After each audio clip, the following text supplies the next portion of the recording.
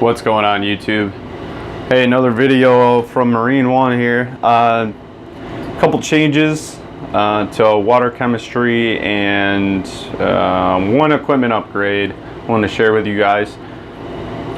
The change to water chemistry is dosing nitrates, which goes against about what 95% of the advice out there.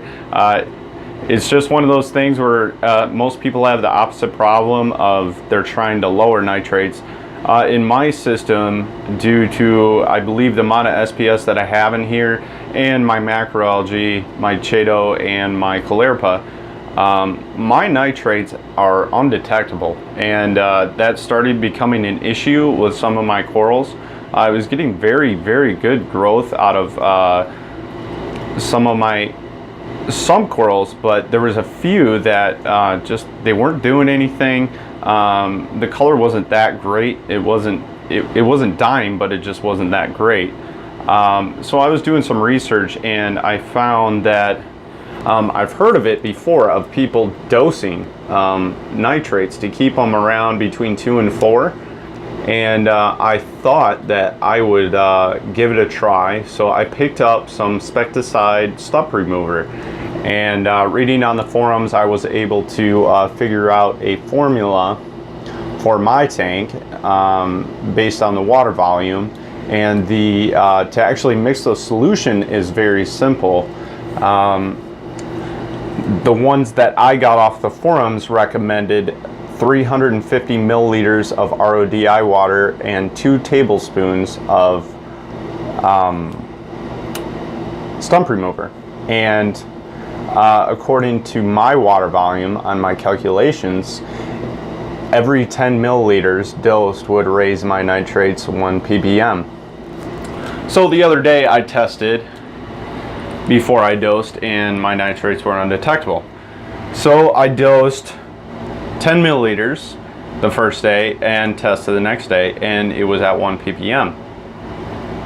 So my target was 3 ppm. So the next day I dosed and tested the following day, and it was just below 2. So I dosed again and then tested the following day, and just below 3. So with anything that you're dosing, you got to figure out, how much is your tank actually consuming per day. So pretty much doing this for about a week now, I was able to determine that my tank consumes roughly 0.5 ppm nitrates per day. So I am gonna set this up on a dosing pump and monitor it, at least test 2 to 3 times a week to keep my nitrates at 3. So right now they are at 3. So far, results, I would say in the first week, polyp extension big time. So my corals that did have, they had decent polyp extension, fully out now, looking good. So happy with that choice. We'll see how it goes. I'm keeping an eye on nuisance algae popping up, but I haven't had that problem yet. Phosphates are really low, 0.02, somewhere around there. So we will see what happens, and I will keep everybody up to date on that one.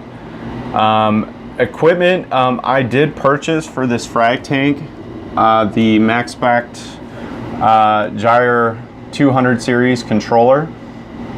I had a MaxSpect XF130 that I was using to mix my water, and I thought I'd give the new controller a try, and they are compatible.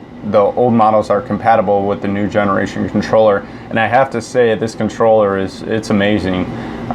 It has some preset modes that you can just hit and it will run automatically. Yeah, for the most part, a huge improvement over the first generation controller. big difference. You can run 2 pumps off them. They can sync, anti-sync. There's a lot of stuff that you can do with this controller. So I'm very happy with that purchase. And as far as the flow goes, you can't beat the gyres. I mean, they just create a flow like no other, pretty much. I mean, they're in a league all of their own. So if you haven't tried a MaxSpec gyro yet, I recommend it. They're great pumps, especially if you have a large system. They do move a lot of water. So if you have, let's say you have a 220 gallon tank, you could easily get away with using only 2 MaxSpecs, probably the XF250s, just because of their the water that they move. So I kind of look at it like it cuts the amount of power heads you have to use. It pretty much cuts it in half. So great pumps. They're built well.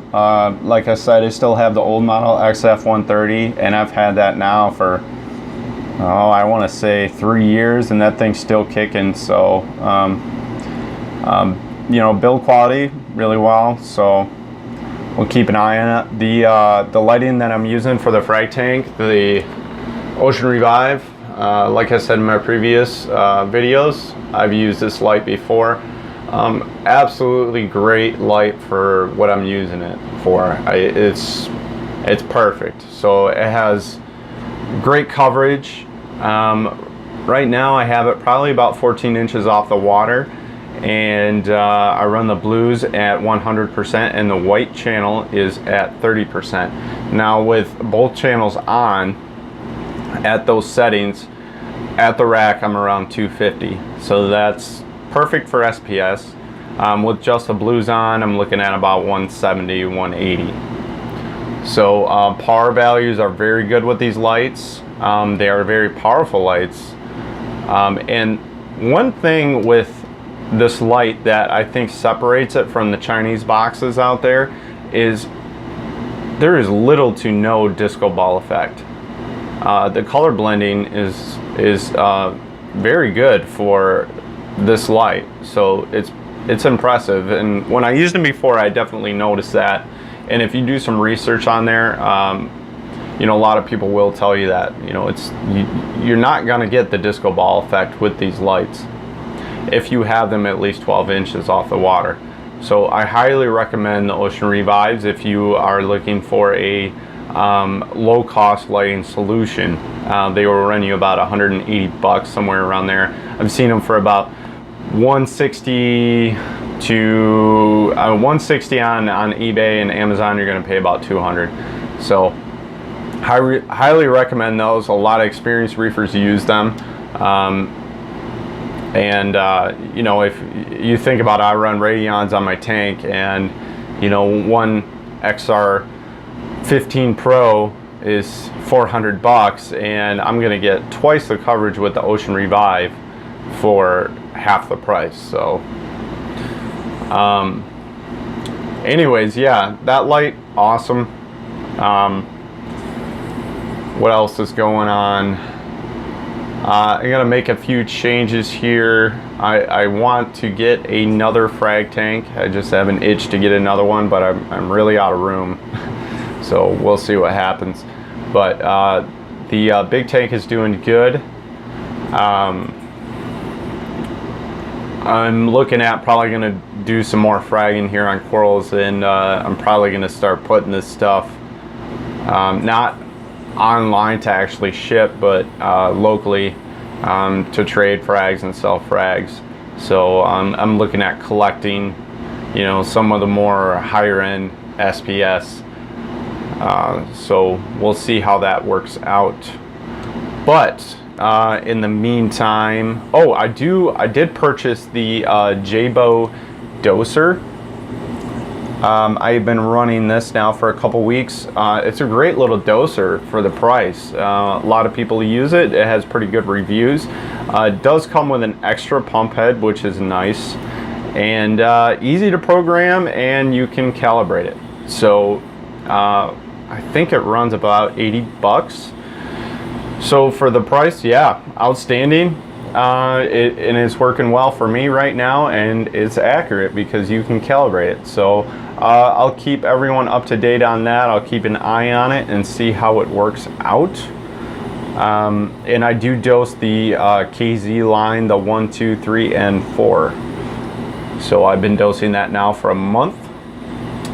And that about wraps up this video. So if you guys have any questions or any comments, please feel free to list them down below. And as always, you know, please like and subscribe. I'm trying to grow this channel, and you know, future plans for this channel is I want to try to, you know, I want to purchase some new equipment and try it out, and you know, post some videos, you know, and just get the information out there. You know, I believe that you know, I've learned a ton off of YouTube and YouTube videos from others, and you know, just trying to you know, give back a little bit, you know, and if anybody has questions, I'll try to help them out. It's last week I had actually 2 or 3 people on some of the equipment I use asking me questions about it. So you know, I just want to put some solid information out there, and you know, try some new things, and if it works, it works. If it fails, it fails. And you know, hopefully someone learns from my mistakes, you know, rather than making the same one. But all right, anyways, enough of me talking. So I will wrap this video up, and I will keep you guys up to date probably in a week or so. So please like and subscribe, and we will see you guys next time.